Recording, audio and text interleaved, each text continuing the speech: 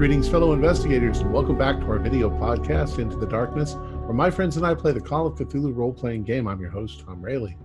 Our scenario is Operation Fulminate, the Sentinels of Twilight.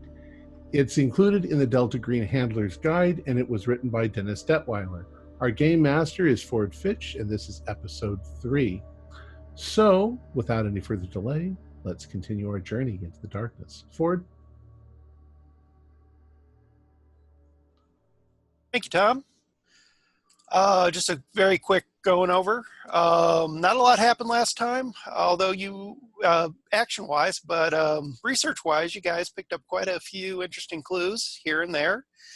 And a lot of questions have come about as you continue to speak with people and investigate. As I recall, Marshall and Angler are getting ready to go out with Ranger Gallegos to investigate the not only the campsite with people claiming that it's being ransacked by Indians, but the area where Brandon was found. Agent Cash and Agent Hartz were going to go up and speak with got his name here. Dr. Adams from the search and rescue crew, and have another look over Brandon. And Nook, what are you up to?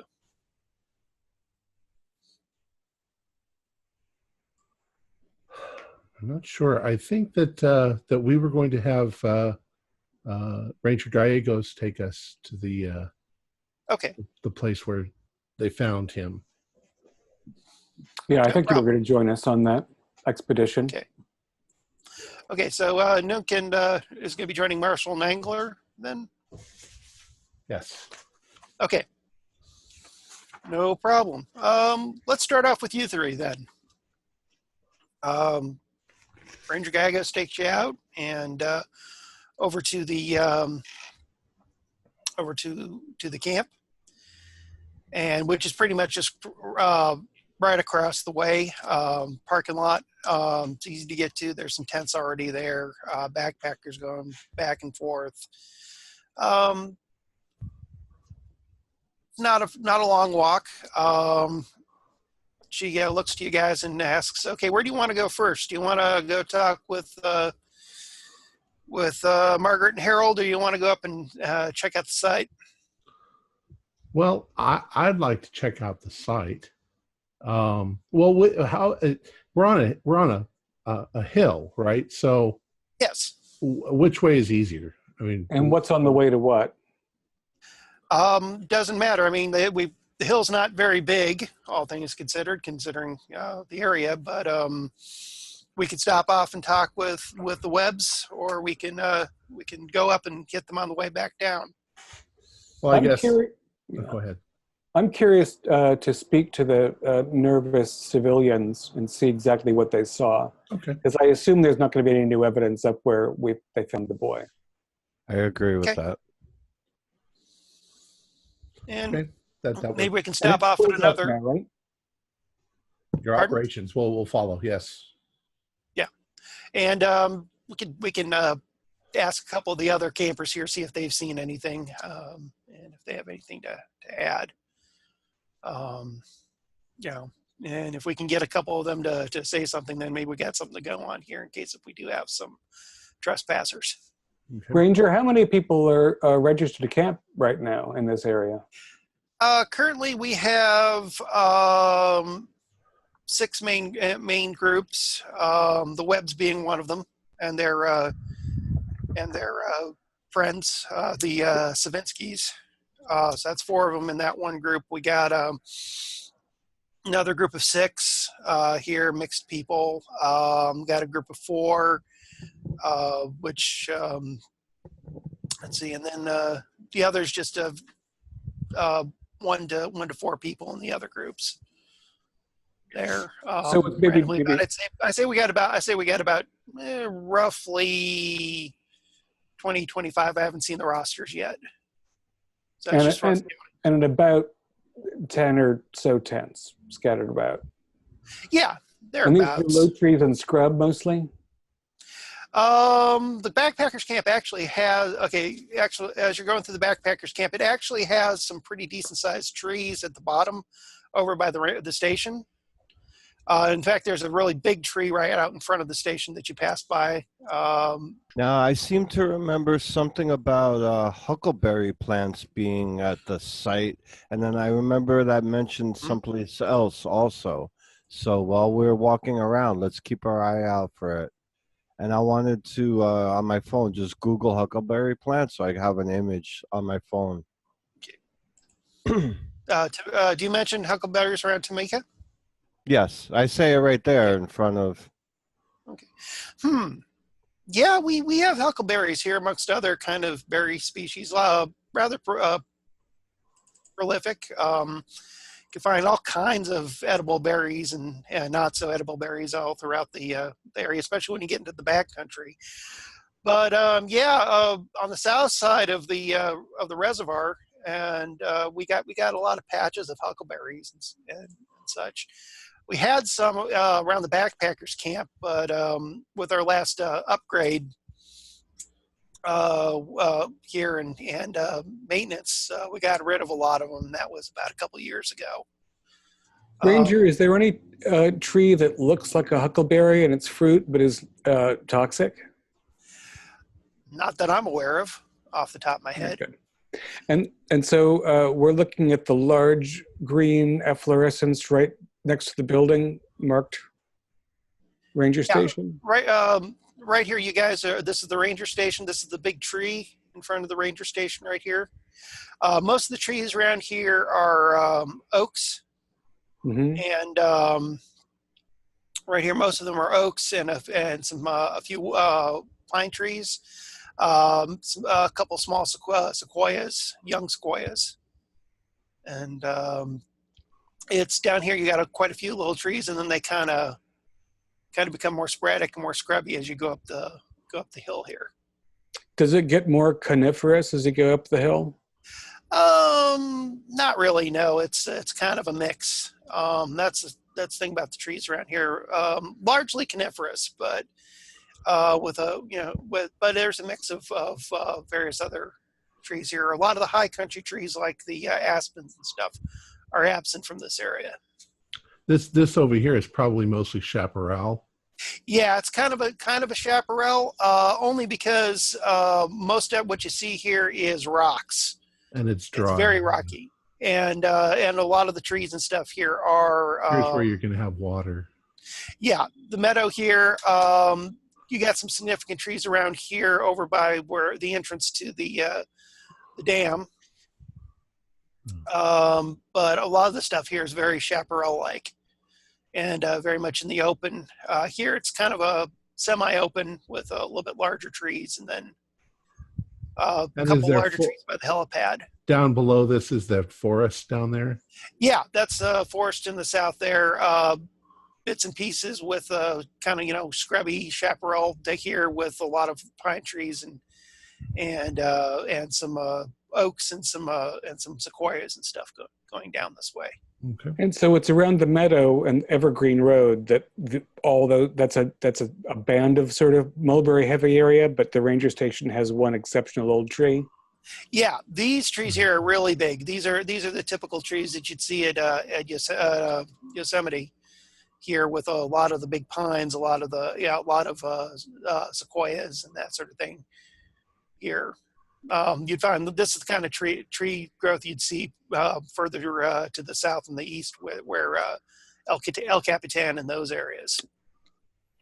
And then the kid was found up higher up here by the helipad. Yeah, up close towards the helipad, and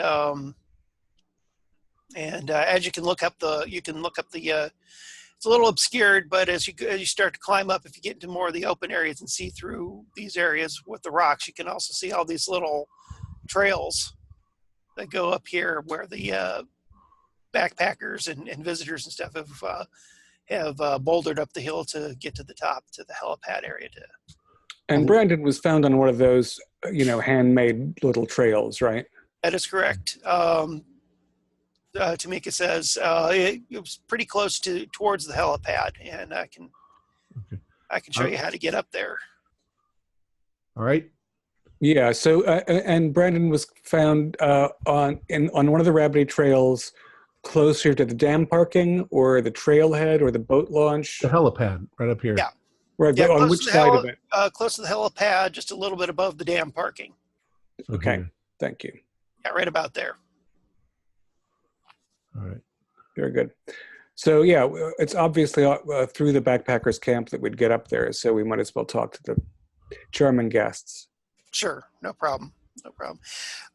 Finding the web camp is easy. It's the biggest camp there. It's amongst a bunch of the larger trees, kind of in the middle part of the backpackers camp in a very small, flattened clearing. The best way to describe the camp, Great White Hunter. It's a big canvas tent, lanterns and stuff. You can look in, for just looking inside, you can see the bed. It's the actual beds that are there. Looks like the Webs have set up, their own little version of a getaway and stuff. There's a smaller tent next to it, which looks like the guest tent, and they've got awnings and such set up there with tables and Tiki torches. Oh yeah, tiki torches. Yeah. Definitely. How many years have you been here, Ranger? Oh, I've been here about 12 years. So you know the Webs pretty well. Yes, myself and the Webs have had our times.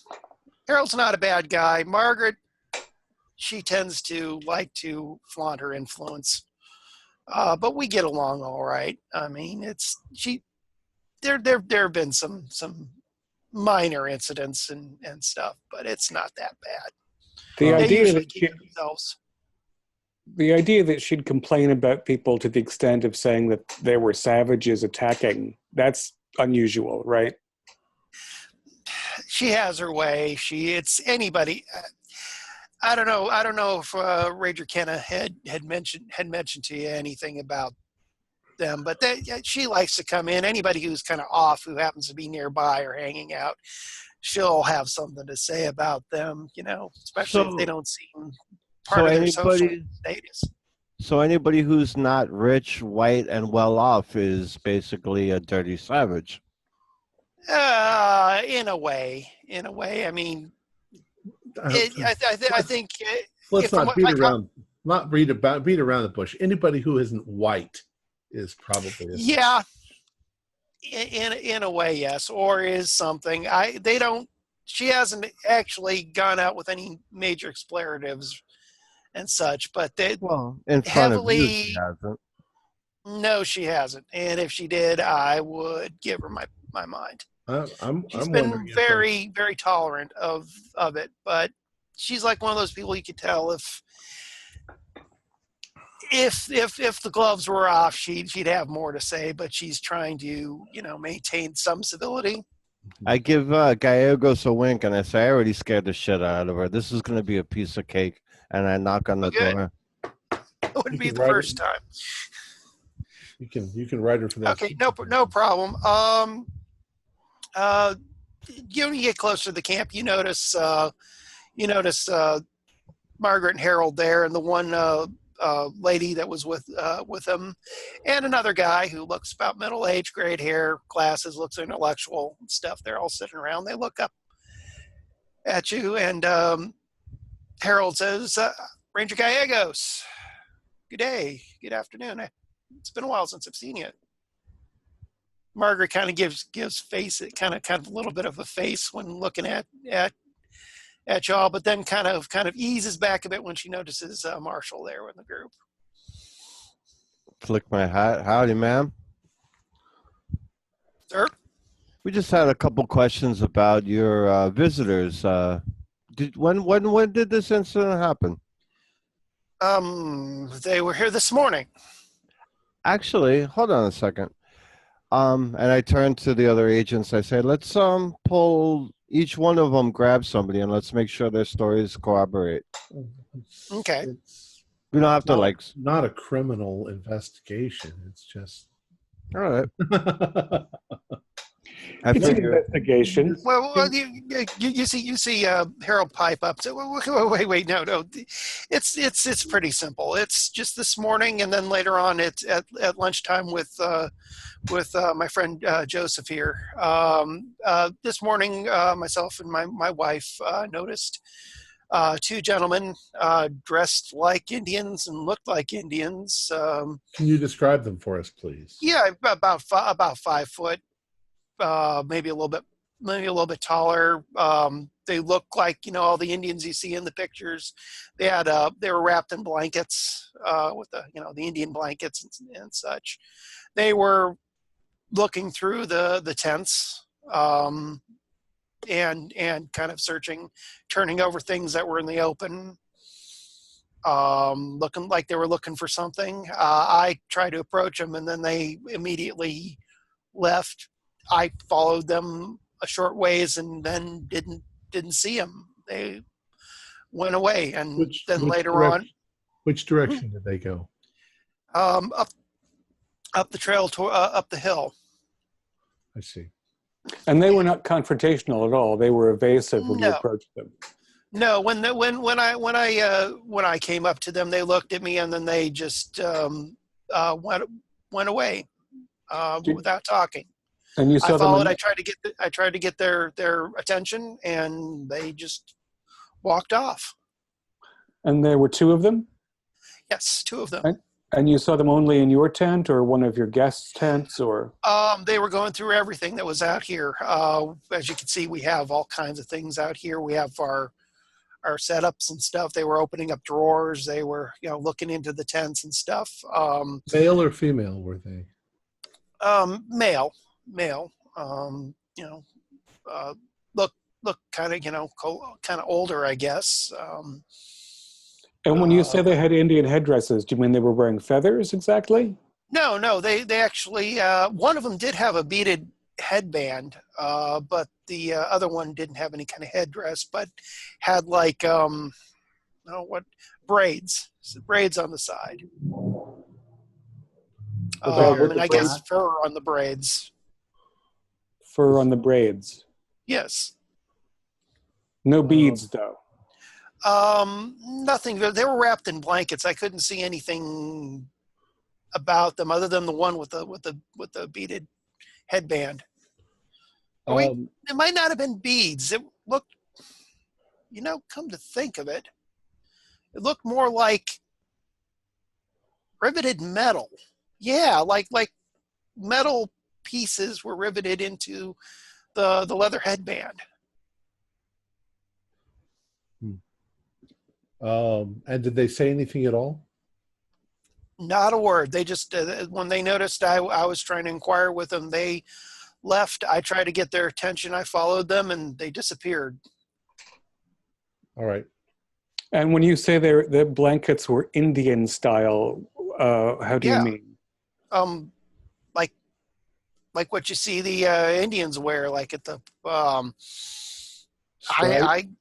stripes and patterns and stuff, I guess. And their complexion, white, dark. They were dark complected, like you'd expect how an Indian would look. I mean, they were Indians. I mean, what direction did they go? Uphill. Up the hill in on the trail. Well, I can't think of anything else. If you see them again, please alert us. And did anyone else see them, Harold? Yeah, my buddy here, Joseph. Is he actually right here with us? Yeah, he is. He's the academic-looking fellow. The academic-looking fellow with graying hair and stuff. Can you add anything to the description, sir? Can you add anything to the description, sir? Joseph looks up and says, "Not really. I came out back to camp here, and I saw them pass by the camp, going up the trail. Pretty much the way Harold said it here. And none of your things were disturbed? They were passing by this time. I didn't see them. I didn't see them poking around. And Harold, you haven't found anything missing. There's no reason to assume theft. No, but they made a mess of things. I mean, threw things out. They're being very disrespectful and stuff. And you see Margaret really holding her tongue like she really wants to. They were being disrespectful in the fact that they didn't speak to you and they just kept going. My guess is they didn't. And they tore up. They pretty much tore up our camp here. We just got it back together. Now, I know it's starting nighttime, but I want to use tracking and just see if I see any footprints, not boot prints, Sure. Bare footprints. Not Sure. bare, but you know what Go I ahead mean. and roll tracking. Go ahead and roll tracking. It's going to be a little tough because Ooh. everybody's been walking around here. 18 out of 55. Okay. It takes you a little bit, but you were able to actually pick up a few footprints, and you got a general direction. Guys, take a look at this. Footprints. You see what I Yeah, said? look like barefoot footprints. And it would be hard to run around in this rocky, sandy soil barefoot if you were a city folk, right? Pretty much, yes. And are they smallish footprints? About average. And they're 5-toed? Actually, no, they're not. 6 toes? 6 toes. And 2 sets of prints? Yep. 2 sets of prints, 6 toes. And they're heading up the hill. Gentlemen, should we be erasing these as we go? Yes. We don't want. We can't. I'd like to cast them for science, but I think for security we should be scratching them out. Tamika's coming by and said, "Did you guys find something?"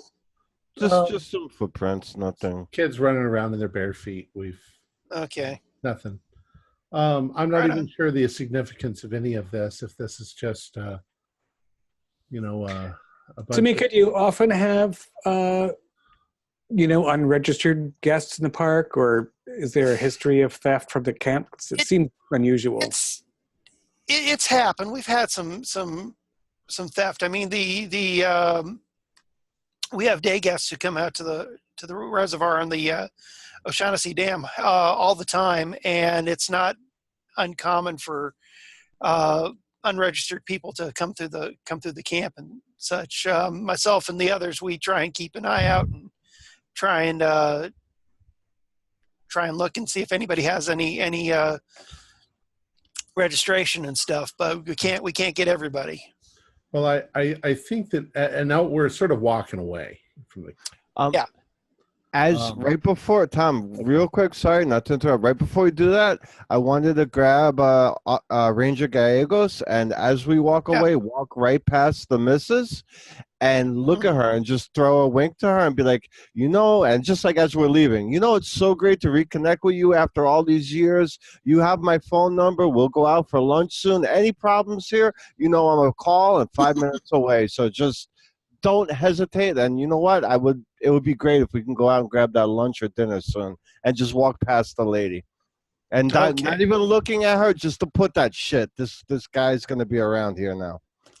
Put that little bit of fear in her. Okay. She's not looking too happy. The others are kind of like just standing there keeping quiet and stuff, although the men look a little bit interested in you guys stomping around the area. The other lady that's there, middle-aged lady, that she seems very quiet and reserved. So as we're walking away, I say to Ranger Gallegos, so we've already asked if there were any American Indian tribes anywhere in the area. First of all, American Indian tribes, 2018, don't wear Indian clothes and blankets, and they dress in blue jeans, and they're just regular, unless they're having some sort of a powwow. And if they were having a powwow, we would know about it. I think that we have to understand that those people are highly unreliable in their descriptions. These could have been just guests in the park. or somebody had an Indian Indian. blanket with them and wearing it. I mean, it's not uncommon. I mean, people carry pattern blankets, old, trade blanket things. Actually, they sell Pendleton trade blankets at the various larger stations Right. and stuff. I mean, they could have just been wearing one of those. Do you have any problem with homeless people in this area? No, we don't actually. Not exactly a place where they could find food and shelter and all that all year. Pretty much. And in this area here, we keep it pretty well patrolled and stuff. And if it's not us, it's the San Francisco utilities. They don't like people hanging about their facilities and such. Yeah, I think they got a couple security guards that keep an eye on things as well. I think that we can disregard most of this part of the story, this part of their story. I'd like to see the place where the boy disappeared. Yeah. Now, all right. Minutes. I'm sorry, I keep interrupting you, David. That's okay. I want to. Do the footprints follow the path that goes up to the helipad, or do they go through the brush? They relatively go through. You start now seeing what the rangers mean by rabbit trails. Throughout the rocks and the brush, you start seeing areas where people have been walking and kind of, going around the rocks, up and around. Some of the bigger rocks maybe climbing over and stuff. And you start seeing because they've been doing this so much, you see actual trails over going up the hill. And yeah, you can pretty much follow the prints. They're going to go up one of those little trails. So, because I'm wondering whether I should agree with Nunk that it was probably just two hippies in ponchos, and have him take Gallegos one way so that Marshall and I can follow the actual footprints up the rabbit trail, in case they're far enough apart that it's different.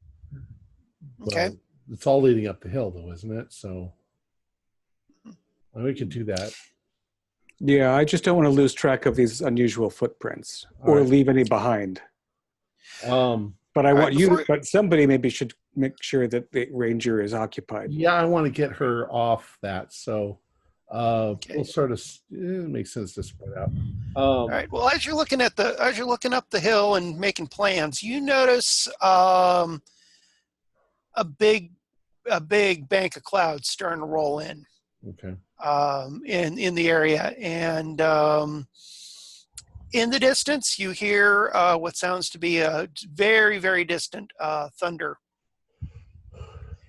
And Ranger Gallegos perks up and looks up and goes, "Oh boy, we haven't had one of these in a while, guys. I'm afraid we're not going to be able to be able to stay out here too long. We're gonna get beaten here pretty soon." Well, why don't you take me up to where they are? The guys are still looking around, and we'll get that out of the way. All right. Now, as we're walking up the path, I pull out my burner phone, and I quickly text to the others, and I say more or less, they're looking for the boy. If what the boy says is true, it makes sense that they're looking for him. Okay. Agreed. No problem. Maybe you should include a description of the figures in question, like so they know who is looking for the boy. Well, I think you all know what I'm talking about. No, he was texting you and me. I'm texting you guys. Oh, okay. I thought because I'm worried about White and Cash knowing that they have incoming. Oh, well, we can't exactly tell them everything, so I just want you to realize that I realize that. Okay. All right. All right. No problem. Who else is in there? Where is everybody else? Cash and Hearts are with Dr. Adams, going to have another look at Brandon. All right, why don't we jump to them for a little bit? Okay. Well, I was about to do that, actually. Okay, sorry, I didn't mean to second jump you. All right. Dr. Adams goes into the room with you there. Brandon's kind of back at the video game, and he looks over and says, "Hey, Dr. Adams, how's it going? It's good to see ya." Hey, Brandon, how you doing there? You little nipper? Walks over and smiles and looks at and nods to Agent Cash and Hearts kind of gives an indication to come closer. So I'll go over to the boy and kind of crouch down as best as I can with my bad knees these days. And Brandon, you know how we were kind of doing an exam earlier and it was just kind of checking you out, making sure you're okay, right? I heard that there's a little bit more that I should take a look at. Is it okay with you if I take a look a little bit closer? Yeah, Brandon. You just want to have another look at you here, make sure you're all right. Yeah, I want to show the doctor here some of the stuff I saw on you. Just making sure you're okay. All right. Yeah, Brandon, I'm going to take off your shirt here, and we're going to have a look at you. Okay. And doctor takes off his shirt. And I'll examine the body a little bit closer, including using touch and stuff like that. That sounds really bad. But yeah, like just kind of like palpitate to make sure everything's okay around the wound areas.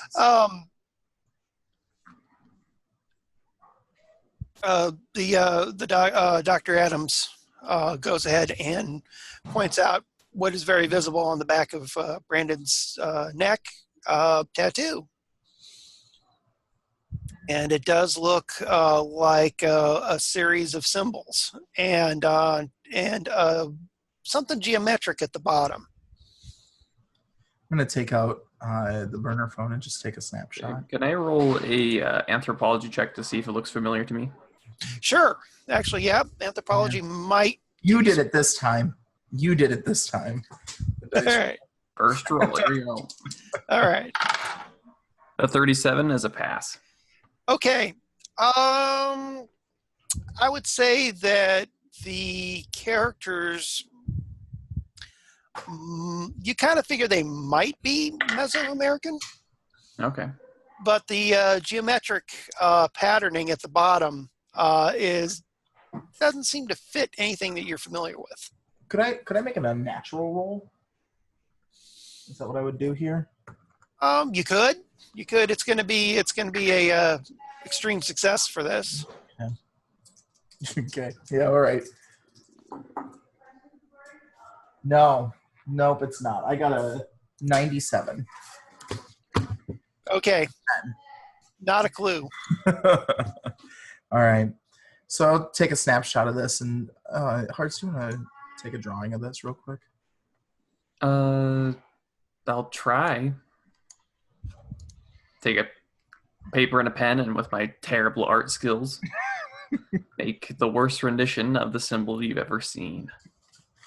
Dr. Picaretti, here's where I was telling you about.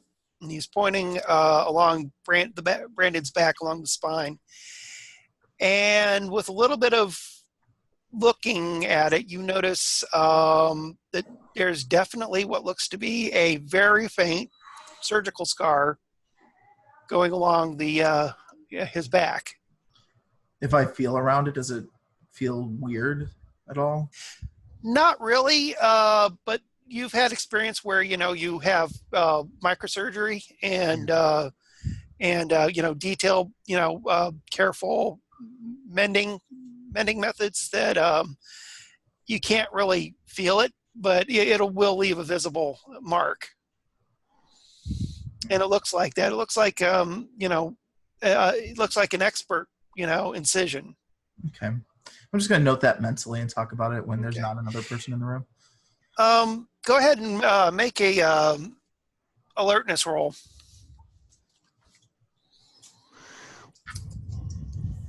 And tell me what you get. Okay. I got a 54 out of 40. Okay. All right. Go ahead and do a search roll too. I'm pretty focused right now. Okay. A search, you say? Yes, a search roll. I got a 58 out of 60. No problem. you're kind of also seeing, you know, as you look at Brandon a little bit more, what might be other incisions, maybe older incisions that seem to stem off of his spine. And do they also have the same exact precision? Like, does it look like the same Yeah. doctor did this? Well, it looks like a similar method. It looks like a similar method. Okay. But it looks like it's faded. Like this was an older. Have you ever had, Brandon? Have you ever had any other surgeries or anything like that you can remember? What? Have you ever had any surgeries at all? I'm just keeping records for myself. No, I broke my arm once. Yeah, I remember you telling me that. Okay. Yeah. Okay. Okay. Go ahead and make another. Let's go ahead and make another search roll. You're focused on things now. Mm-hmm. So I got a hard success, 29. Okay. Okay. What did you get? 29 out of 60. 29. Okay. If you ever get doubles, let me know because doubles is you get bonus for doubles. I mean, I got doubles. Yeah, so Delta Green, you get there. I don't think they have hard versus extreme. It's just the doubles versus non-doubles. Yeah. Oh, okay. Well, actually, there is extreme, but it's an if it's below and you get doubles, it's a critical. If it's above and doubles you, it's a critical fail. I see. Unless you get 99, which is automatically a critically fail, which is doubles, of course. Yeah. Don't roll 99. Yeah. That was a bit redundant, but okay. Yeah, as you look more at Brandon, you notice the faint lines crisscrossing his body, and if you do you point this out to Dr. Adams, or do you keep it to yourself? In a moment, I does it look like, this is going to seem like a strange question, but does it look like potentially these lines have been drawn like a map of some sort, or is it like, does it look like it's indicating a direction somewhere, or does it look like they're done to implant something like you had mentioned earlier? It doesn't look like a map per se, but the more you look at it, especially if you follow the lines to the front of his body, yeah. The thing that comes to your mind is the typical way to do incisions for an autopsy. Okay. Or an evisceration. Yeah, I'm not going to point that out to the doctor. Okay. I'm going to keep that to myself, and I'll talk to Hearts about it when the doctor's not in the room. Is there anything else of note going on here? Is there anything pulse rate, or does he appear medically sound other than these incisions? He seems pretty medically sound, but the only odd things are the tattoo and the incisions. If I use my stethoscope from my doctor's bag, can I hear anything going on inside of his body? I'll listen. Nothing out of the ordinary. I'll just go ahead and say, you can check him out, and he sounds pretty normal. Okay. All right, Doc. Well, his heartbeat may be a little bit elevated, but that's not just because the situation of and stuff. There's nothing out of the ordinary with that. Sure.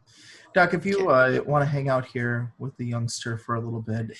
Can I talk with you just a little bit? Oh, yeah. You want to talk in private? Yeah. Hey, Brandon, go ahead and put your shirt back on, and me and Dr. Paccaretti are going to have a little bit of talk here. And I'll gesture to Cash. Right. Come along too. Okay. Unless she wants to stay. It's up to her. No, I'll come along. Okay. He kind of takes you off to the side, and you see Brandon kind of going for his Doritos and picking up the controller for the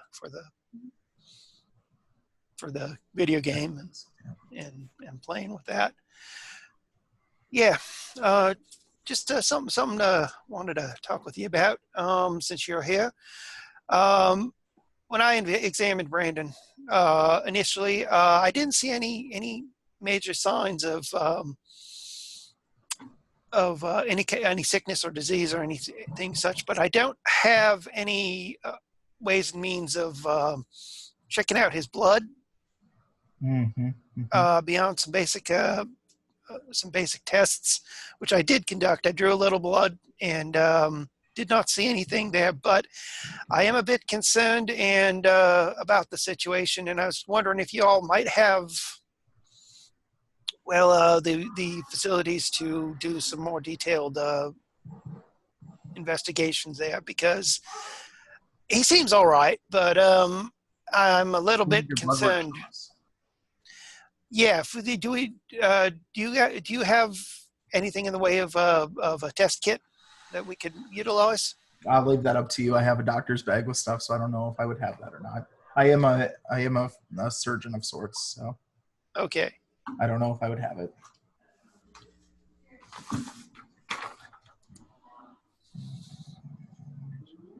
It does say I have a full field medic kit, surgical instruments, pharmaceuticals, first aid kit. But I don't see anything else. Okay. You should have a. I do have I do have that. Yes, I do. Yes. I do. Sorry, guys. Right. There's a lot of equipment on there. Digging into the bag, pulling something out. No. Wait a second. I think I put it around here somewhere. All right. Yeah, you do have a Yes. a field test kit. Yep. Yeah, I can run some tests, but I'd like to hear what you found first. I didn't find anything. No. What little I could test for, I didn't find any traces of any abnormalities or disease. Okay. But which is why I never recommended quarantine. But at the same time, I just considering that you guys have come up, I figured we could do a little bit more intensive examination on him. I sure can. We're covering our bases. I sure can. And I'll be happy to share those results with you. And as we're preparing to do that, Doctor, when you were examining him, did Brandon exhibit any strange psychological behaviors?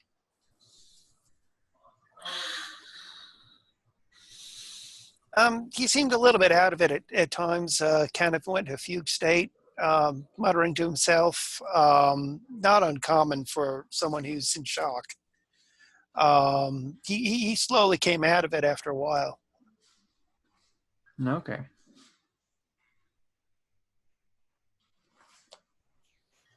So go ahead and I'll start the process of extracting blood. I'll make sure he knows what's going on. All right. No problem. To move things along, it's pretty easy to convince him and get him to look the other way and such, and extract blood. About the time when you're done extracting blood, that's when the text comes to you about what the guys are doing outside. Okay. All right, well, we'll run these tests for you here, get those results back to you. I think we have some other work we need to tend to as well regarding the situation. So we'll let you know when we know. Okay. All right. Is that about? Okay, let's go back to the guys. Let's go back to the guys outside. As you're climbing up the hill, you notice more and more the clouds coming in over the reservoir area. Although you can't see the reservoir yet, but it's Tamika was not lying. It's gonna be quite a storm coming in here, and you can already see it's already starting to get darker. And with it being in the later afternoon, early evening, it's with the clouds coming in, it's taking that darkness factor just down a few more notches. And there's a wind up? Slight wind, but the wind hasn't really kicked in, but you got the first wisps of it coming in. Now, are we in two groups of two now, or are we in a pretty tight group? Depends on me and what's her name? Gallegos. Tamika? You guys together. Okay. Yeah.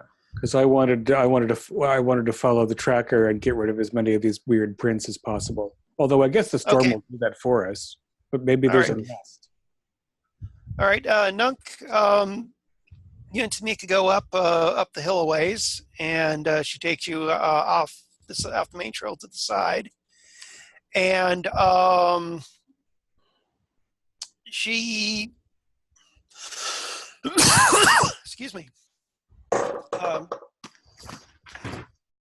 She stops and points out right over here by this large boulder. That's where I found him. Kind of working his way a little bit down the hill that right here, and she points to it. Okay. So we sort of scramble around the rocks and stuff like that. Mm-hmm. Are there any caves or anything around here?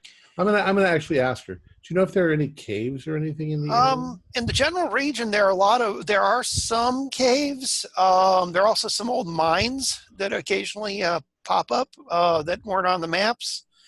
We also have lava tubes in the area here too that have been explored. Not anywhere near the dam and the reservoir, but when you get into the backcountry, especially to the south, we definitely got some lava tubes. Anything here, right here on this hill? Not that we've found. I mean, this is pretty stable. I mean, this is all rock here. I mean, pretty solid rock. Maybe some fissures that might become sort of a covered outcropping and stuff, but nothing really in the way of an actual cave over here. As we're making our way around the rocks and stuff, I am looking to see if there's any like hidden, like a bush in the front of one or anything like that that the kid might have. Not that you can see. It's pretty well, it's pretty well solid rock and woods and stuff. There's no way you can see anywhere where the kid could come out. Oh, the weather's coming in fast, isn't it? It is. You might want to find your friends. It's we're gonna have to evacuate the camp down there to the station. All right. I can find my way back down to them. You can go ahead and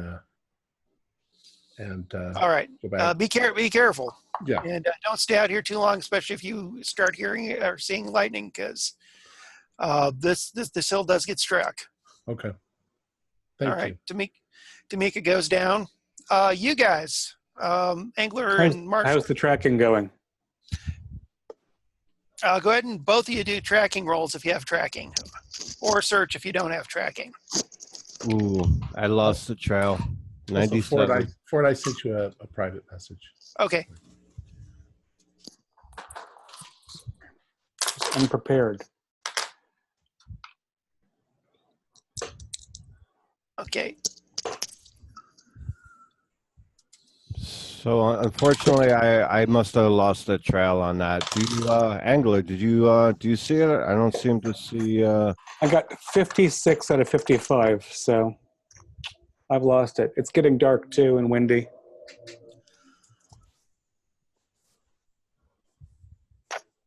I'm wondering how much time we have left before.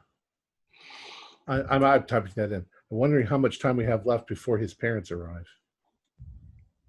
Yeah, well, and we've got no trail, so we might as well head out of the storm.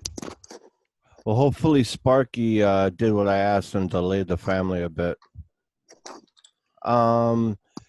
I just want to take a look around where we lost the trail. Maybe we lost it for a reason. Maybe there is something here where we're not seeing. So how long are they going to be able to delay parents looking for their 38-year-old disappeared son? Anybody can say it's the TSA. Yeah, anybody could say whatever. My buddy's wife's given labor. Well, we still have to make sure you're not a terrorist. So, you know what I mean? They can hold you there for 24 hours if they choose to. They can really just say, "Oh, you seem really upset." So that's suspicious. We're going to hold you. It just depends on who we have close enough and how much they expose themselves. Yeah, so hopefully they'll be able to be detained. They've got to be skeptical. Yeah, exactly. How could it possibly be? But also desperately hopeful too. No other kids. Right. So the wind's coming up. The clouds are getting darker. We've lost the trail. Okay. We're Go ahead looking and go ahead and do as you're going up the trail. Go ahead and do some alertness rolls. All righty. Yeah, both of you. That's sweet. Oh, go. Yeah, I'm 11 for 50, so.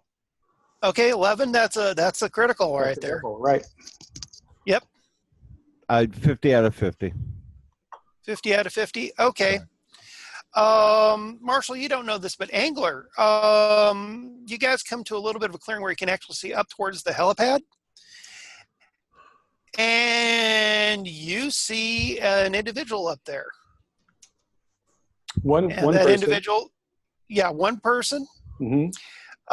That individual looks like a dark complected male, wrapped in a trade blanket, an Indian trade blanket, patterned. Features from what you can see from where you're at look like a Native American. He's got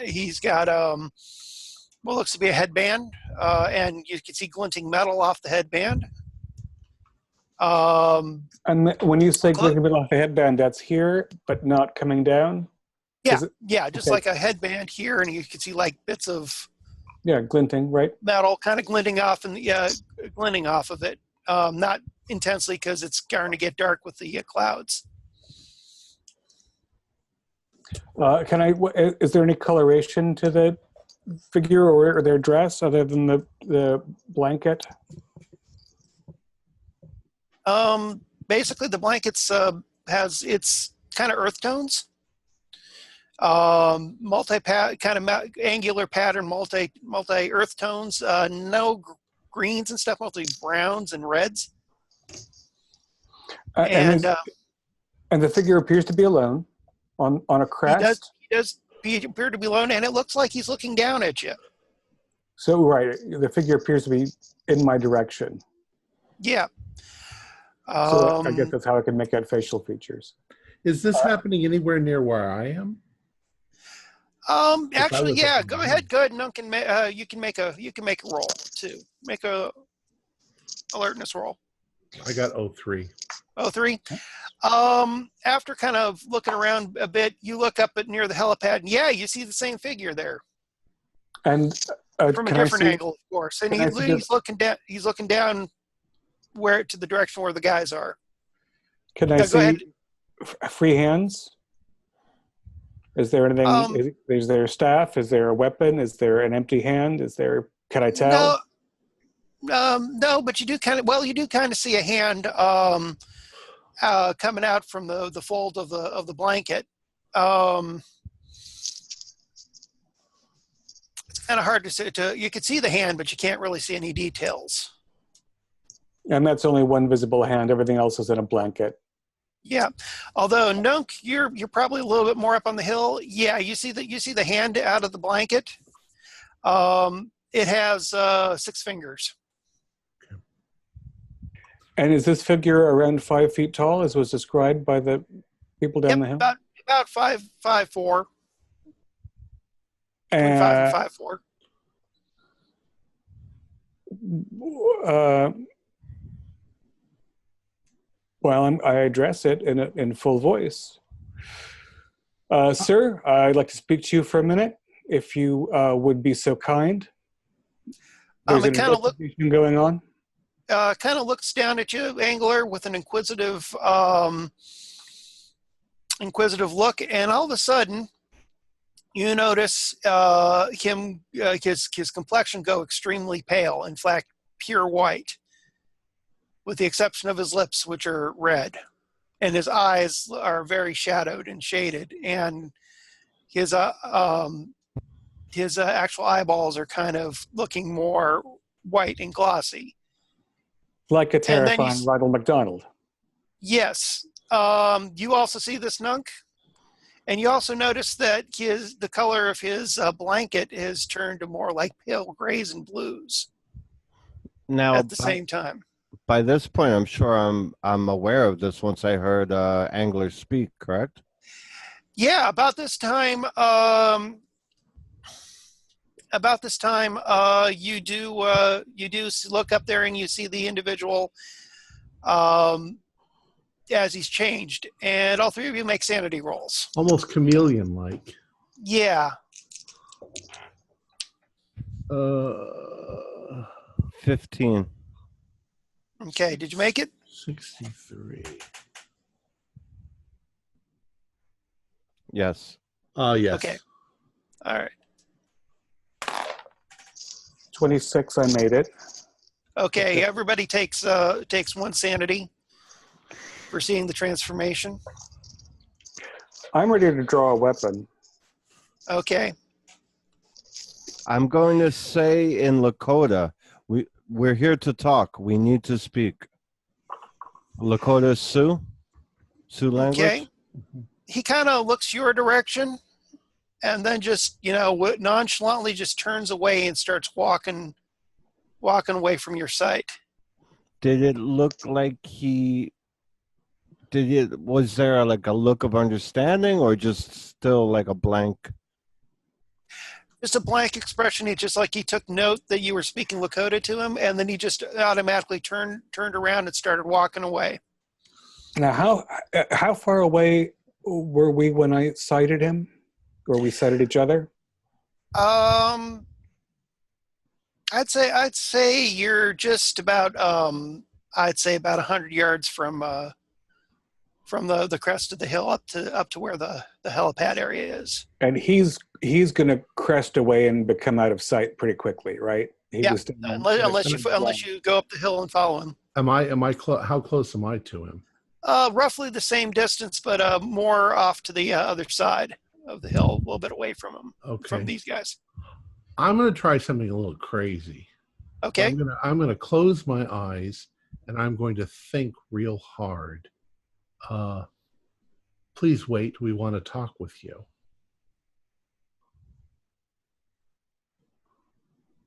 Nothing. Okay.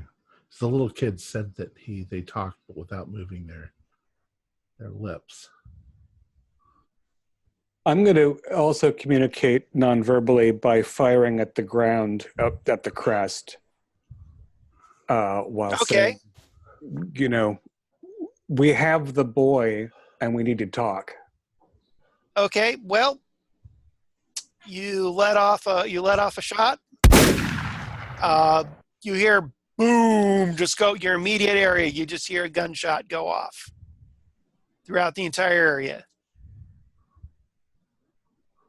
Is there a recoil? As far away as we are, or no? Well, we're in the mountains, so it's going to bounce off all the hills. Would we hear? Yeah, it too? you guys there in the station, you hear it might be a gunshot, it might be lightning. You're not sure there at the ranger station. I'm it's gonna loud. Whip out the burner phone and text Hearts and Cash. Target spotted. Be on guard. All right. Well, with that, I'm actually going to go, start looking through the windows and go out in the balcony over the main lobby, and kind of keep my hand on my gun. Okay, no problem with that. Guys up on the hill, what y'all doing? The retreating figure did not respond to my firing at all. That is correct. And in fact, you're just seeing the last little bit of his blanket kind of coming out of view, unless you decide to go up the hill to. Yeah, I'm going to pursue. I'm going to scramble up the hill too after him. Okay. I want to, as they're gonna run up, I want to run to the left and up, so I kind of flank them. Sure, no problem. Okay, Angler, you're it's pretty much the trail going up there. The other guys are kind of going through the rabbit trails and the rocks. You get up there first, probably just a few moments before they do, and you see the figure, and once you crest the hill, he kind of looks back at you and then walks away and disappears. And you say disappears, and you're being quite literal. He looks Just back, quite literally disappears turns, right and in just front of you. Uh-huh. Now go ahead and make another sanity roll. That's fair.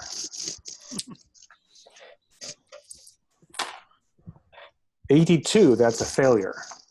Okay, it'll be 1d4.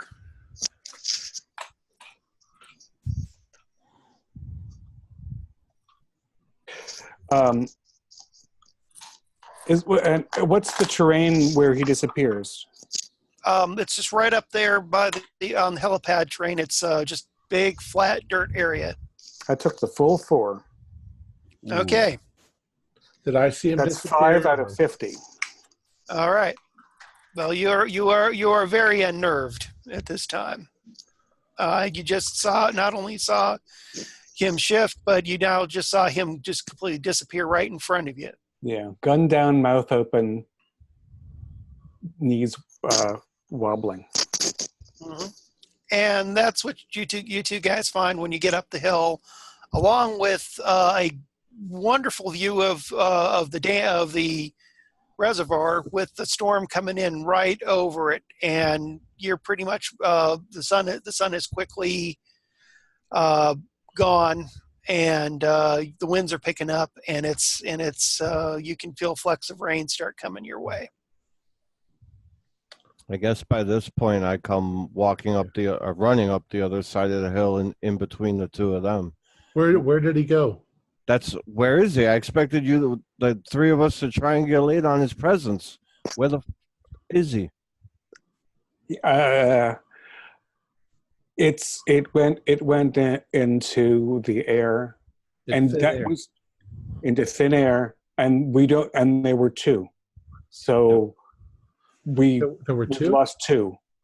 We heard there were 2. We heard there were 2. There's one of them. You only saw one of them. But. I know, but we heard there were 2, and we just saw one go. It just went into the air. It's not human, and it went into the air.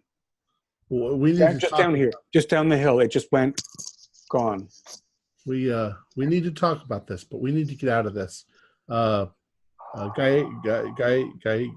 Gaius? We sent her back. Yeah, she said lightning strikes this hill a lot. So, and when you say that, a big bolt of lightning goes down and hits the reservoir down below. Just right before we leave, I want to see if there's a huckleberry plants in this area. Not that you can see. All right, let's go. Let's get off the hill. I already alerted home base about the spotting. They're on alert. The description, the first description was good, but it could change. I've seen things angular. I have my suspicions that I think I might know what's going on here. No, it's just get out of the storm. Yeah. So we're going down the hill. Okay, no problem. As you go down the hill, the clouds come in, wind picks up, and you start feeling more and more rain coming down. Little drops, and now it's starting to get misty and pick up as you get about halfway down the hill. And as you come down, you can hear some commotion from various backpackers and people and the webs and everybody else as you're passing by, as people are grabbing stuff to head towards the station. Okay. Now, not only do we have to keep this kid secure, we're going to have to do it with a shit ton of civilians on the premises. Do I remember the station does house people when bad weather comes up? What's that? The station does put people up when there's bad weather, so we can expect people in the house. During the duration till it clears up, and then they'll let them go back to their sites. Sorry, go. As we skid down the dusty and rain-pelted trail, I'm going to point out, at least this should slow the parents down a little bit. Possibly. Have you ever seen something disappear from right in front of you? If I tell you what I've seen, you'd think I'm crazy. I shot something and it turned to dust after I killed it. So that's another story for another time. Okay. As you guys get closer to the station, there's people coming in, carrying packs, carrying stuff. Some people are already prepared and coming in. Some of them are, some of the, I guess you could say more of the day trippers and upper crust people like the Webbs are kind of like just carrying all things, randomly with them and stuff, probably things they don't need and such.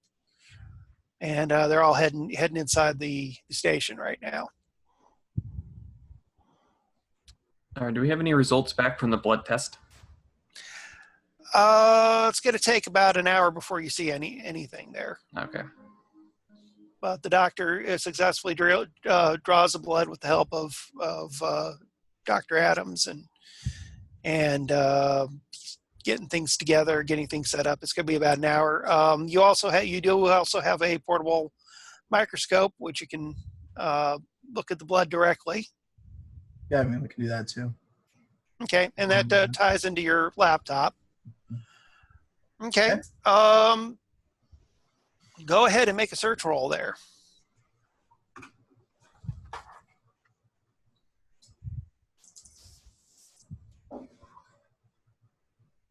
$54. Okay. Almost doubles. I'd Okay. like to spend a luck ticket to doubles. No, I'm just kidding. Go ahead and roll. Go and roll a D100. Okay.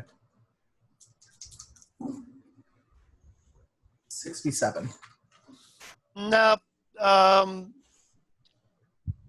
It looks pretty normal there, but you're just barely kind of looking at it. You figure, take a little time just to make sure. I'm a little distracted right now too. So. Right. I'm going to go ahead and roll for. Are you going to let Dr. Adams have a look at what you're doing? Yeah, I'll let. Oh, no, I'm not. Okay. I'm really not. Well, I'm very concerned because this kid has shown some weird behaviors and weird incisions that there might be something weird here that I don't want a doctor looking at. All right, no problem. I'm sure with a little convincing you can have Dr. Adams keep Brandon occupied while you're doing your work. I'd love the help, but alas. Yeah. We need to secure Brandon though if that text message means they're coming this way. Okay. He says to Hearts. But how are we going to do that? There's people coming inside now. He's inside. And now there's people coming in. This is a big fiasco if things show up here. Like I don't know how, but I'd like to get him. I'd like to somehow get him out of here, away from all these people. We can't. Not without drawing eyes, not without drawing attention. Our best cover right now is to act like nothing's wrong, Agent Cash. Okay. As much as it pains me to say it. All right. So have we arrived back? Yeah, you guys are back. Right. Once you get under cover, Angler, your burner phone goes off. It probably double startles you because you're still shaky from your encounter.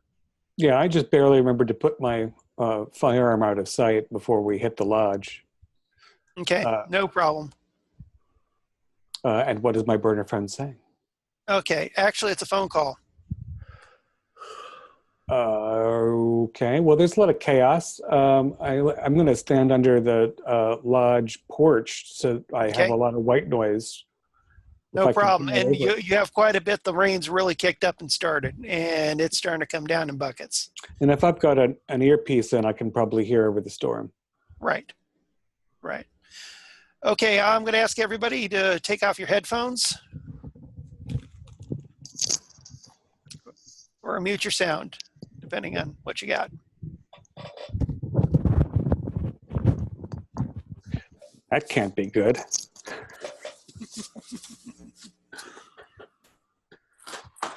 Okay. Okay. So you're going to say anything when you answer your phone? Angler. Irk. Irk.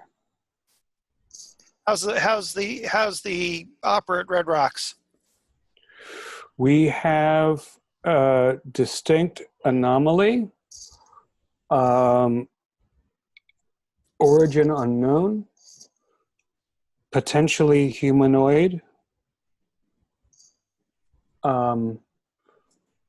Capable apparently of physical transmission in space. The boy is a target, certainly. Is it confirmed that the boy is Brandon McGill? We are reasonably certain. Okay. Whether the boy has been altered is an open question. I don't actually know. Altered. But explain. There is some concern that he spent the time in the presence of an alien entity that might have unknown effects on the child. We know that there is a chance that there is an abnormal there's abnormal activity surrounding the child independently of the unknown entities. I can't speculate about whether the child is dangerous, but it is not out of the question. Ascertain to see if the child is dangerous and if there is a biological threat in regards to the child. Understood. Also, our efforts to keep the FBI at bay have been thwarted. Okay. New intel: the FBI is on its way to you right now.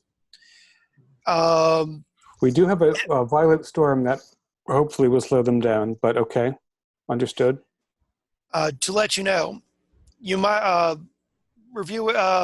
further review of the documentation in regards to Brandon's disappearance, and the reason why the FBI was directly involved as opposed to local search and rescue and law enforcement. Apparently, Ian McGill's brother, Adrian McGill, is an agent with the FBI. I see.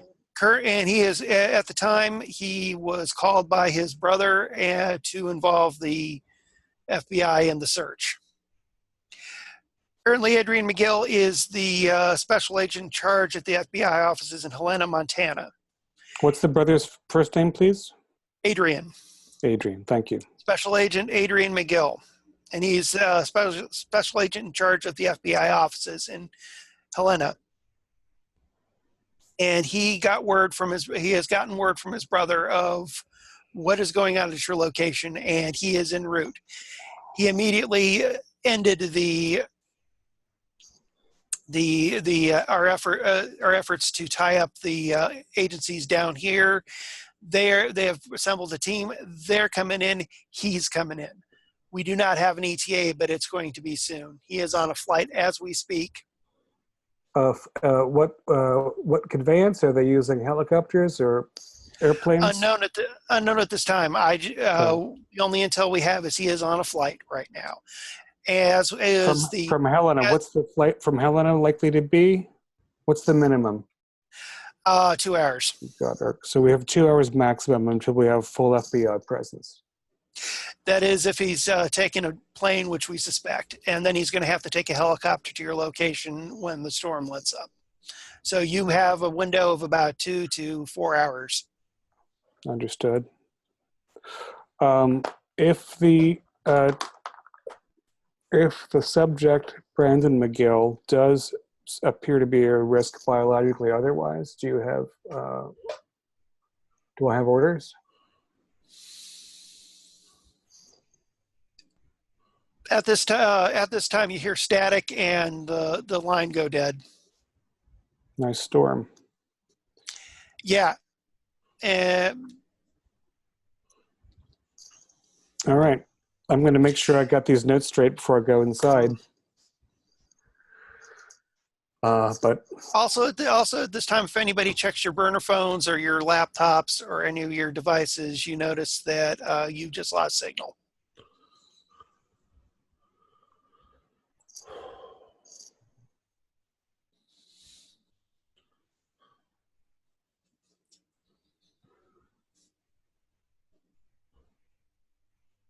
Okay. Oh.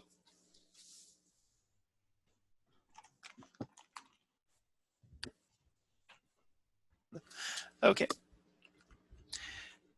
Okay, guys. At this moment, when you all come back to the ranger station, about 10 minutes incoming there. If you look at your devices, you notice you've lost signal.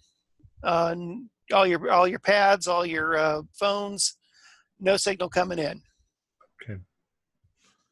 Yeah, to be expected. Yeah, and the rain's as you do that, the rain's coming down in buckets now, and there's audible lightning coming every about 5-minute intervals here and there. Gentlemen, we need to have a conference. Shall we go up to our meeting room? Agreed. Okay, Agent while they're going up to the meeting room, Agent Cash. Yes. Go ahead and make that other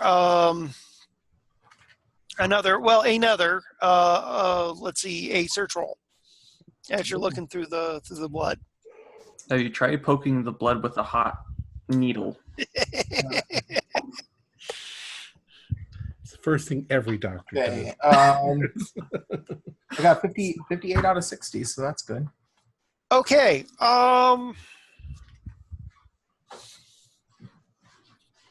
Looking at it, you see. You're looking at it, and it looks pretty well normal. No visible signs of any kind of infection, but you get the sense that something's not right. You're not quite able to suss it out. You said it's connected to my computer, right? Yeah. I'm Yeah. gonna just try to snag a couple snapshots. No problem. You're easily able to take some snapshots of the culture. Okay, and then Something. go ahead. Yeah, I'm just saying it. The more you look at it, something in the back of your head is churning that there's something there, but you're not sure. Okay. All right. So I guess, is there anything else that you need to do, Agent? No. Okay. I'm going to pack up my supplies and ask the doctor, just keep an eye out for him. And do I hear them coming up to the room or talking as they go up to the room? Or Yeah, and about this time, Dr. Adams looks at the girl and says, "Sir, ma'am, do you need me here for anything else?" Oh, yeah, if you could just watch over the kid for a second, that'd be great. Sure. I can do that. Thank you. Thank you. All right, so we'll go out and join the others. Conference, yeah. Well, hello, gentlemen. let's all have a seat. The storm seems to have put a damper on our investigation. Gentlemen, as you well know, we had some sort of an encounter up on the hill. Angler saw it clearly. Have I caught up with the group? Yeah, we should all be together. Yeah. Okay, just okay. Well, we'll figure you have, unless you want to talk with anybody downstairs. But As long as I can figure out that everybody went upstairs, I'll just shake off the wet and follow. Okay. All right. Angler saw it. Angler saw the guy simply vanish into thin air. Something about this story has been bothering me from the beginning, and I hadn't quite put my thumb on it. But, we all have agendas outside. We also have jobs outside of this Delta Green. Mine has to do with languages, and it has to do with translation of texts. And I'm always on the lookout for certain texts that are almost legendary. And one of those, I suddenly recall that it reminds me a great deal of this situation that we're in right here. The book was a narrative written in the 1500s by a man named Pamphilio de Zamacona y Núñez. And the text... Is that from Mexico? Yeah, it was actually, I think, found in Oklahoma, buried in the ground, and translated into English.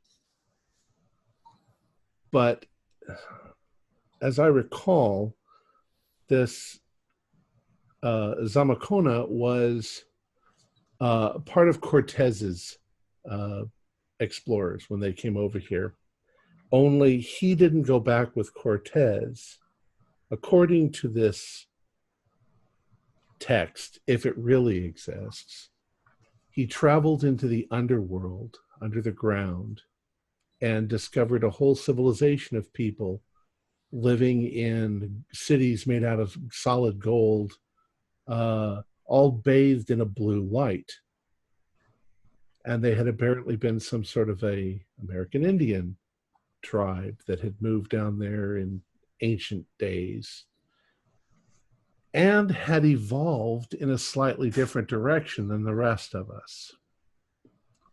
But it was supposedly some sort of an advanced civilization, even for Zamacona's day and age, 500 years ago.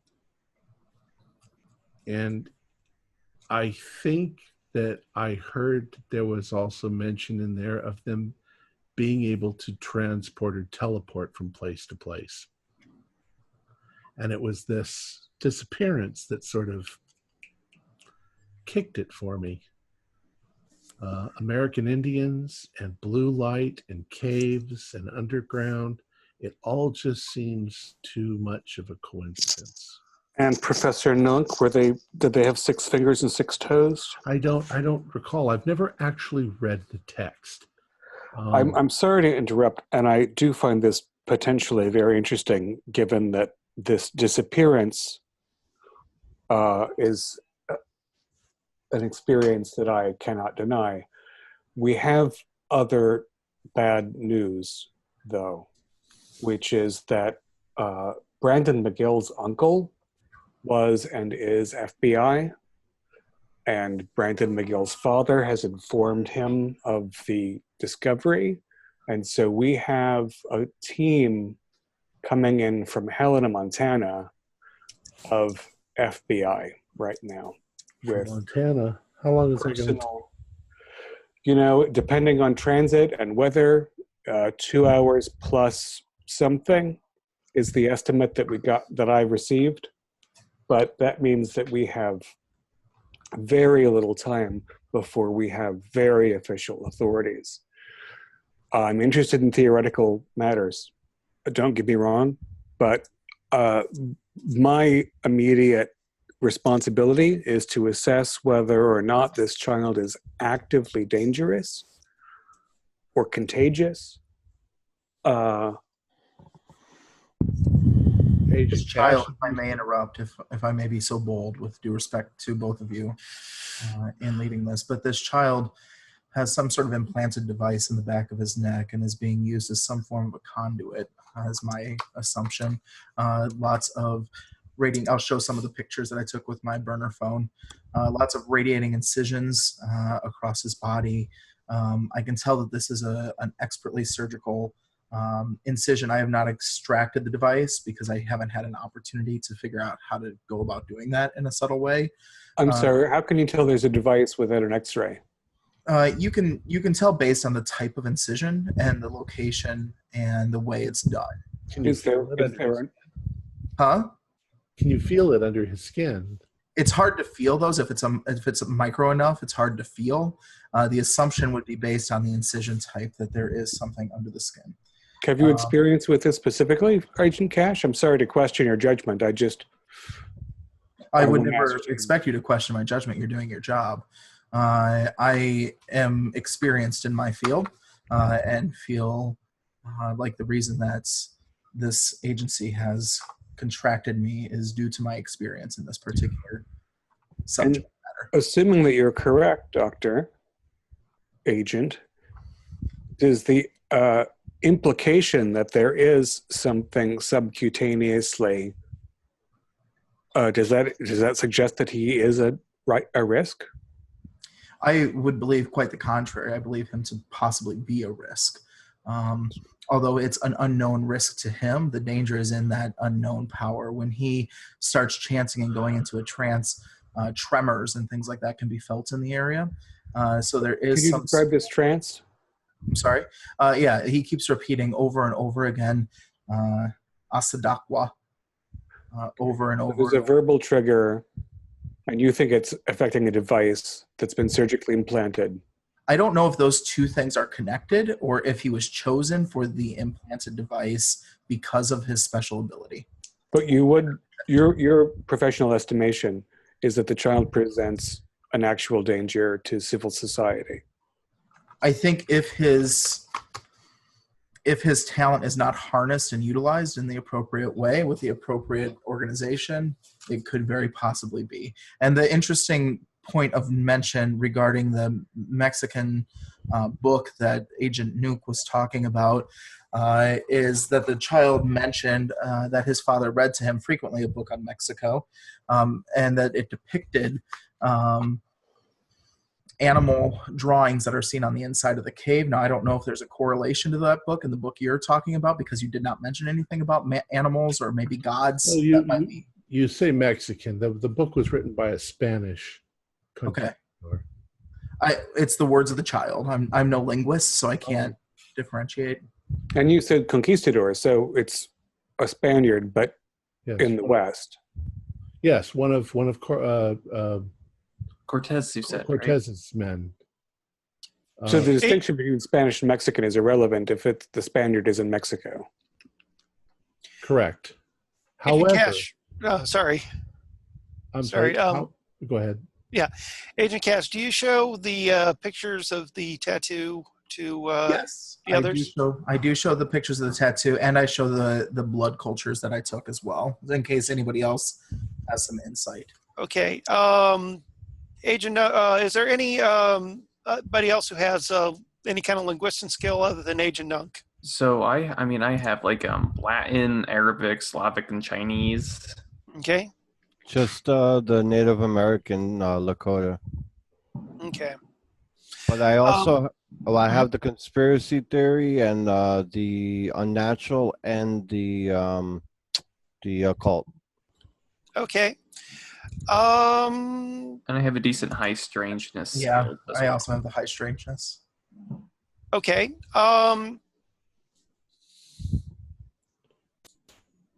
Except for Agent Nunk, everybody with high strangeness, either high strangeness or occult. Go ahead and make a roll, whichever is your best score.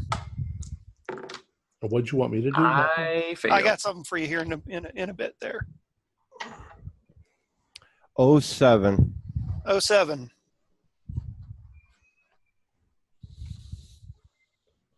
I got a 10 out of 10 on strangeness. High strangeness. Okay. 10 out of 10 on strangeness. Angler, what you get? I'm sorry, it's a 10 out of 20. I apologize. Okay, 10 out of 20. I don't have high strangeness. I don't think. Okay.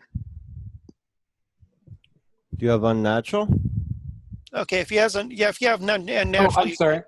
High strangeness is not alphabetical, so I didn't see it. Right. It's only 15 then, so. Okay.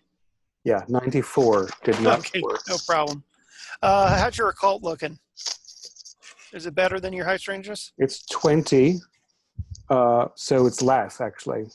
Okay, no problem. Hearts, how's your high strangeness or occult? So I rolled an 80 against a 25 high strangeness. So okay, all right. 30 go over again, Cash. What you got? 10 out of 20. Yes, 10 out of 20 on high strangeness. All right. Okay, actually, Marshall got a really good roll there. The characters on the tattoo, they might be something Mesoamerican, but one thing that pops out to you there is that as the geometric form, it looks like the best thing you can get from it, being a layman, would be it has some kind of similar correlation to like Stonehenge. Okay. It's like a numbers correlation or a numbers correlation. That's what that comes to mind. I reiterate that to the group. Okay. And Agent Cash, you get looking at it again, you kind of see where Marshall's coming from, and it kind of pops into your head and starts getting you thinking on that. And the child actually said he traveled to Mexico frequently with his father, so this all kind of correlates. All right, Agent Nunk.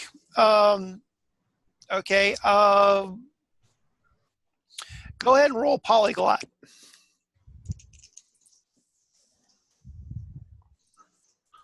Do I actually have polyglot as a? It's a skill. Unless you have specifically Mesoamerican language skills. I don't see polyglot on here. It should be near the bottom. You probably wrote it in. Yeah, I did. Oh, I don't have it online. I've just got a whole bunch of languages. Okay. Go ahead and just, in that case, just go ahead and roll an intelligence roll. There. Okay.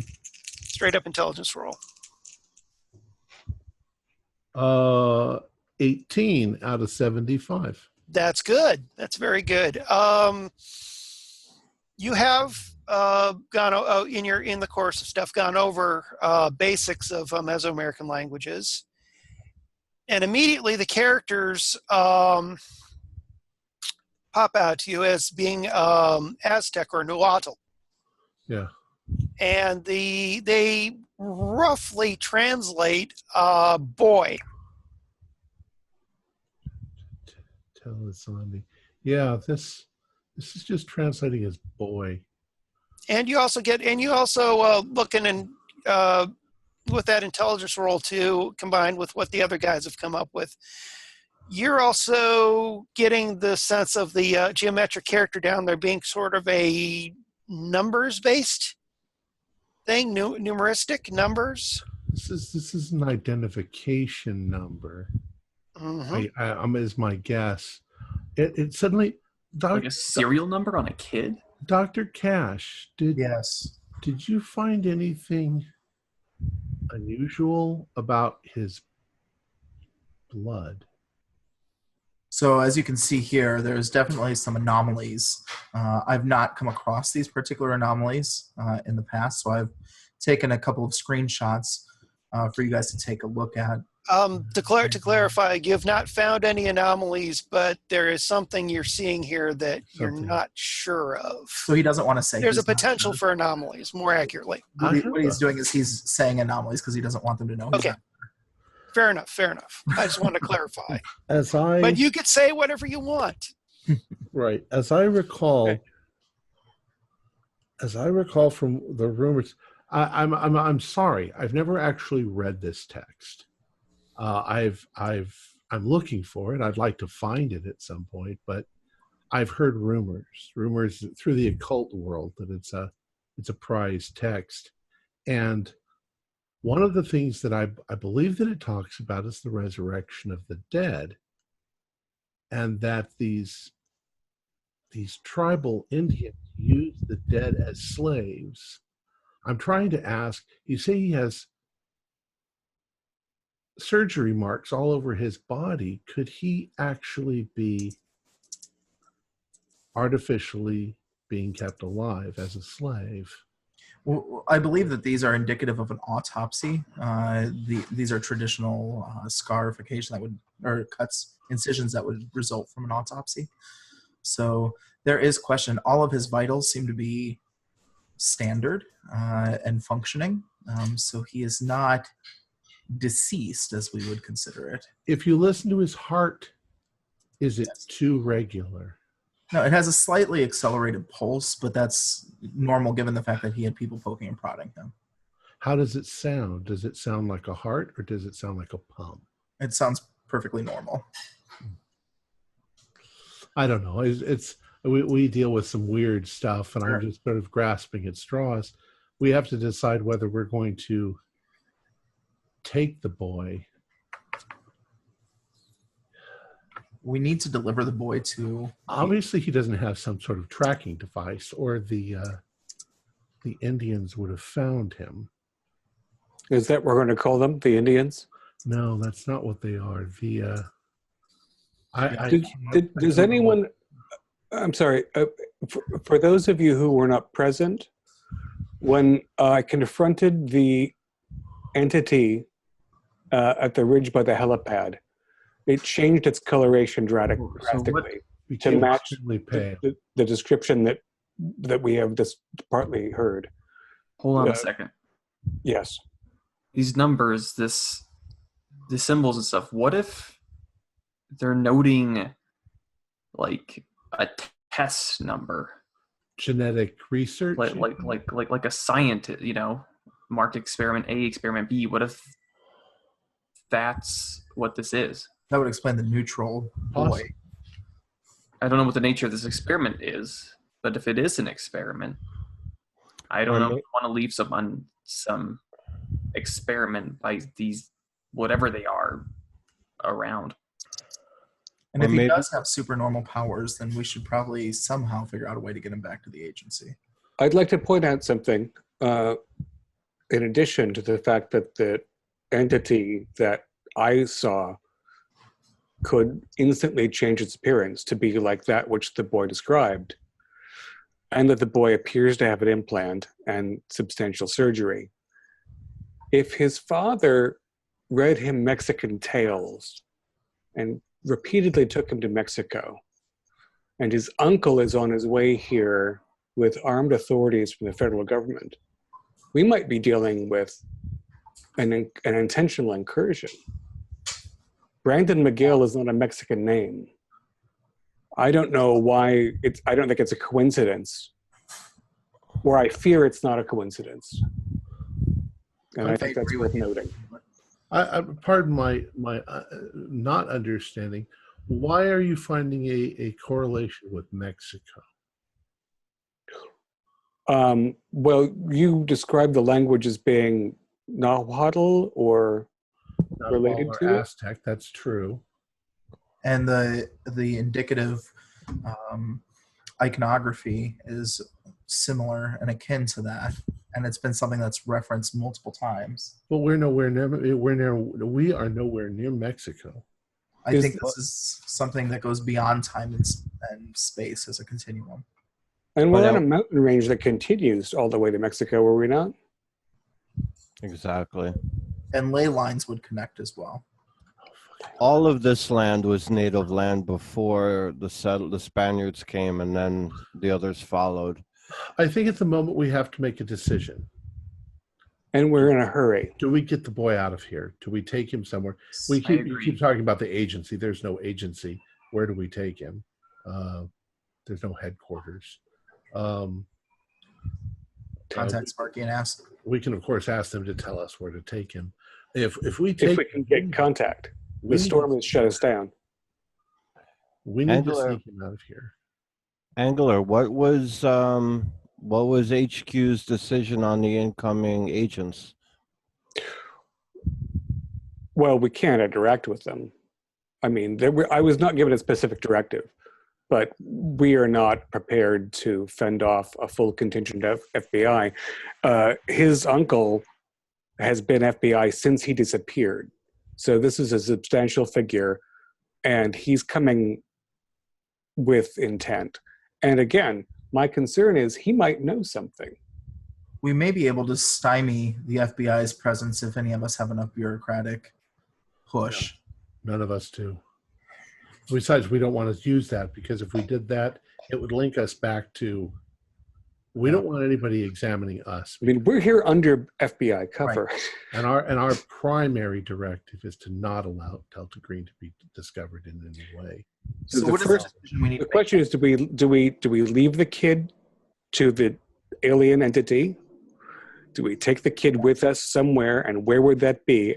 How do we get out? Because we have, we can only count on, say, 2 hours. Here's my proposal. And we have to, I'm sorry to interrupt, Nunk. We have to determine how dangerous this young person is, if it's a person. Well, we don't have the ability at the moment to determine how dangerous he is. We do know that there are a lot of unanswered questions that we need to answer.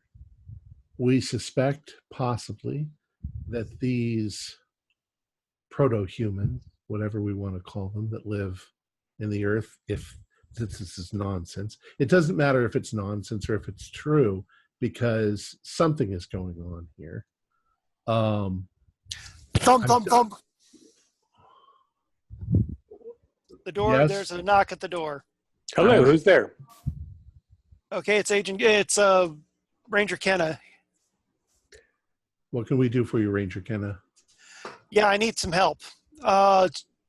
With the storm coming in fast, it's been me and Tamika here, and we have a situation outside.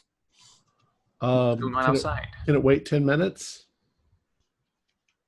Maybe, but I need somebody to go with Tamika out there. Apparently, someone's claiming that something was following them on the way in. One of the backpackers coming in late said something big was causing a ruckus, maybe following them inside, and we need to go check it out. We'll be with you in just a few moments. All right. All right. Thank you. It's out. Gentlemen, I suggest that we take the kid and we go. I agree. And we call headquarters on the way, and they will tell us where to take him.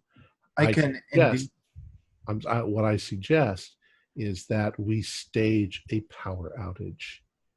Mm-hmm. And when the power goes out and the lights go off, we smuggle the kid out so that nobody knows. Or enough of a distraction. I could subdue the child medically. I don't know how extensive his powers are or what might happen under stress, but I could subdue him and say there's a medical emergency and we need to expedite. We don't have to subdue him. No, we don't want. Just tell him we're going to take him out to.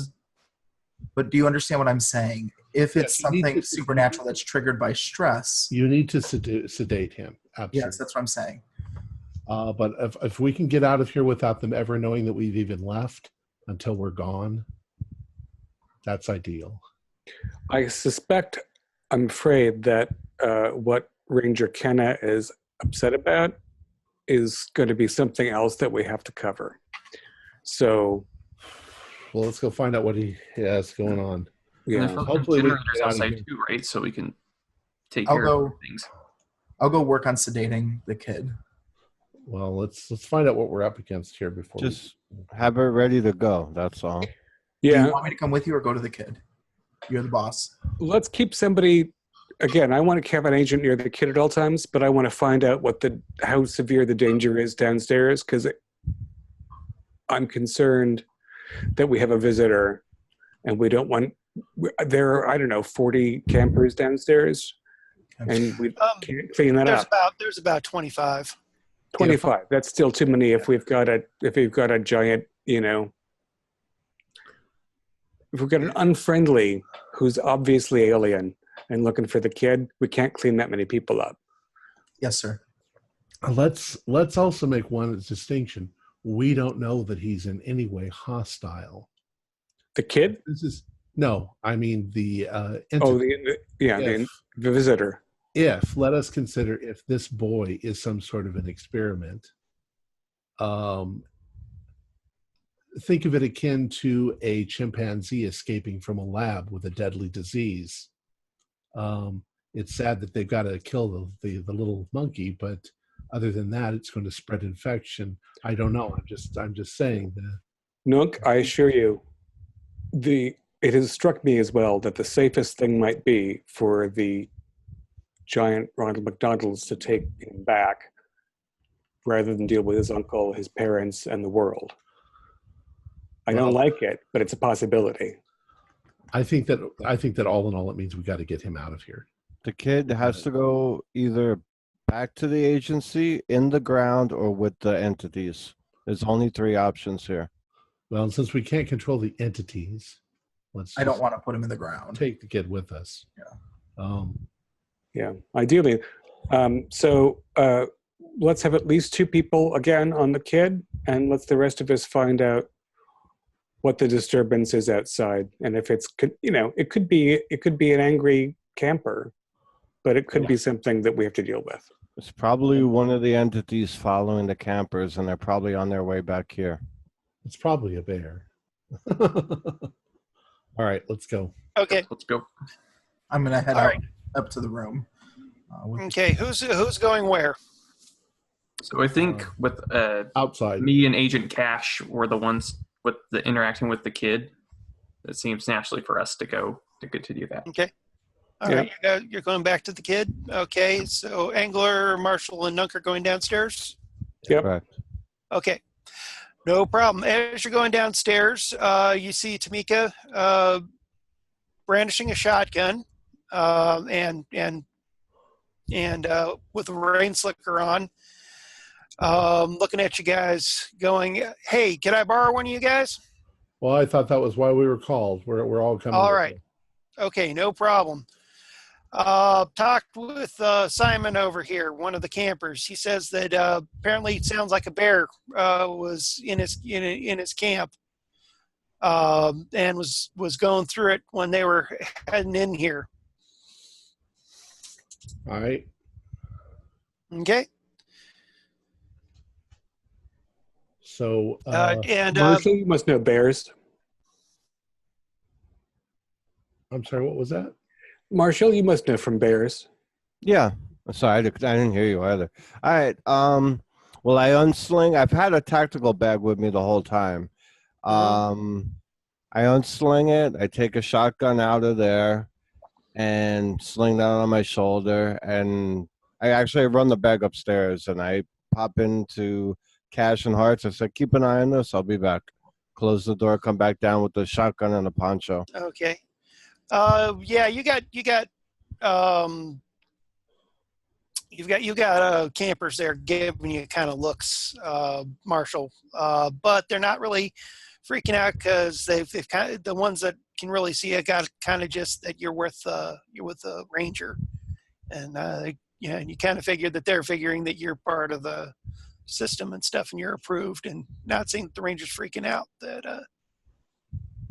And you and I are just going to follow Marshall out, right? Yeah. With light and weapon ready. As we go out while we're still there at the station, I'm going to detour quickly to the cars and unlock them. Okay, no problem. You can do that. And just before you leave, Ranger Kenna tosses you some rain jackets. Gonna need these. Mika seems to be impressed with Marshall and his preparedness with a shotgun. It's tactical shotgun with the light and the whole 9. Okay, it's rather similar to what she has, although it's hers still has full stock and stuff, but she has a light on it. And Tamika and Marshall are moving out together, and so what Agent, what have you seen? What do we know?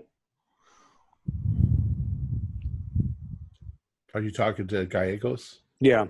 Agent Gallegos, what do we know? I haven't seen anything, but if it goes with previous MOs here, it's probably a bear coming in and taking advantage of things. They'll come out even in the worst weather to get some food if they smell it. That's probably what the case is. It caught scent of the food, and with all the majority of people leaving and stuff, it made its move. It's happened before. Well, how many people saw something? Was it 5 people or 10 people, or is it just just Simon and some of his guys there heard something crashing in the woods in a storm? Okay. Yeah, and then heard their tents getting broken into and stuff. Sounds like a bear. How bad's the storm right now? What's that? How bad's the storm right now? It's pretty bad. It's you're going out into winds and rain, and it's a little hard to see. It's pouring down a lot. And this is the kind of rain that they've been hoping for the area, but you don't know if this will take care of the fire situation. But this is like the kind of rains that everybody's been hoping to have been in the area, but have not been really forecast for. And Ranger Gallegos, why are we going out here during the storm? We just need to check and make sure what's going on and see if there's, see if it is a bear, scare it off. Because last thing we need is to come close to the camp and freak everybody out. But they're all out of the camp, or I don't know, whatever. Yeah, well, we had a bear come through the area, and they came by the ranger station, and people saw it out the window and freaked out and stuff. It's better just go out there and be preemptive and scare it away. All right. But my character thinks it's a little fishy. It's like the mountains where the bears live, and they're out in the rain. Who cares? Well, in any case, people camp out here in tents. They know what they're getting themselves into. Or do they? It doesn't take you too long to get to the campsite, and the rain's letting up just a little bit. You got a lot of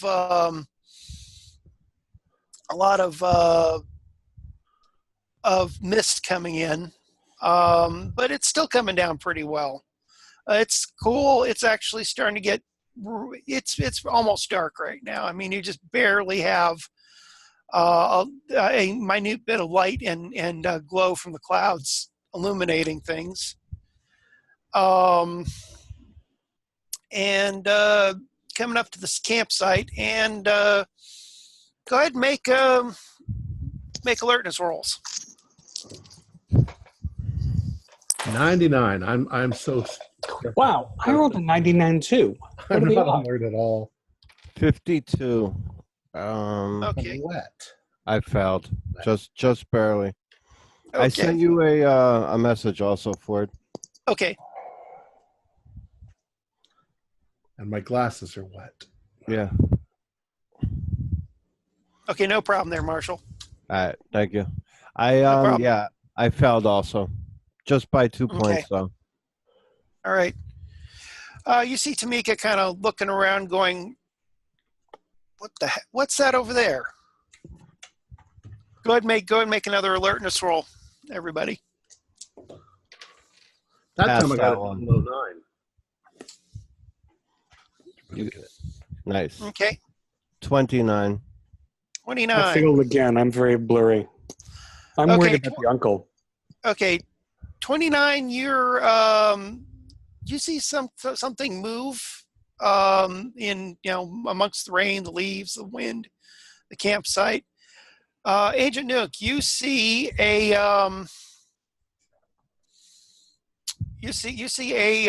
humanoid looking form, very small, very skinny. There. And that's not a bear. Don't shoot it. Holding its arms close to it, looking like it's shivering. Is that a kid? There's a kid over there.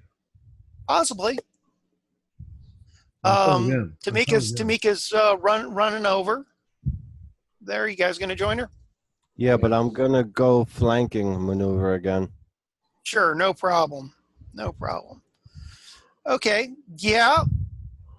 It looks like a wet, naked child form.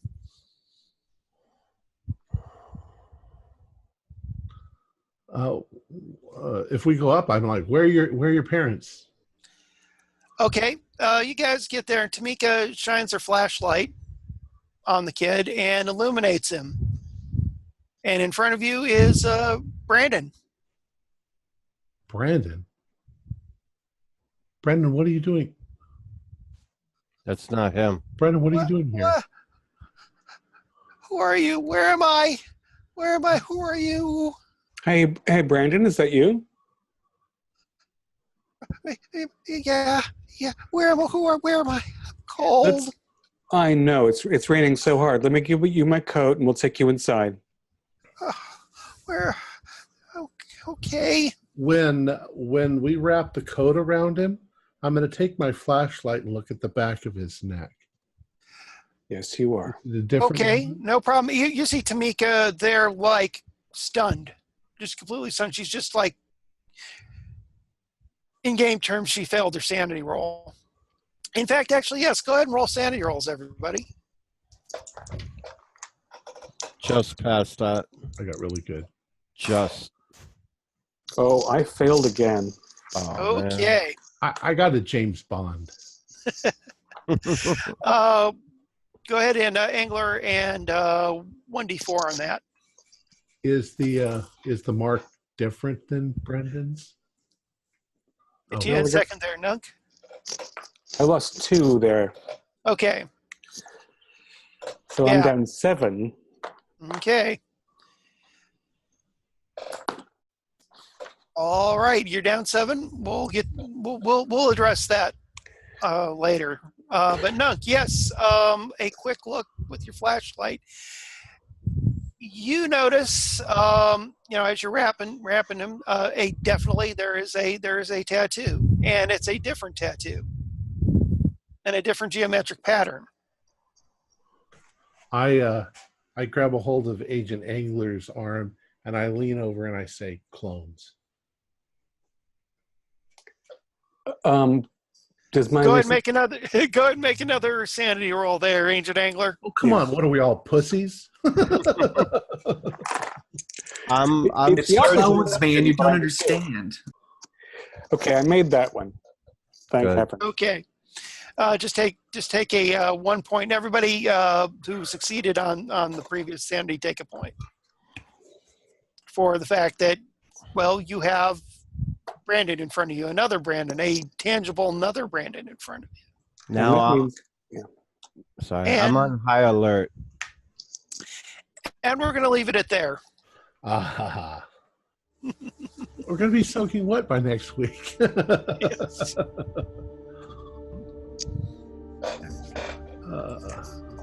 Our players included Morgan Llewellyn, David Gassaway, Tim Hart, Jason Melnichuk, and myself, with Ford Fitch as the keeper of the secrets. We're currently producing up to 4 shows a week with music and sound effects added in post-production in order to create a richer listener experience. We provide audio-only versions of our shows free for you to download from Podbean or iTunes. If you'd like to become a patron, visit our Patreon account. Just $1 or $2 a month helps us a lot. And you can find a link to that in the description below. Like, share, and subscribe to our channel, and punch that bell icon for updates on our latest shows, and leave us some comments. We enjoy reading them and answering any questions you might have. This is Tom Rayleigh, together with all the members of our gaming club, inviting you to journey with us once again into the darkness for another adventure into the universe of H.P. Lovecraft and the Call of Cthulhu role-playing game. Until next time, good luck, good gaming.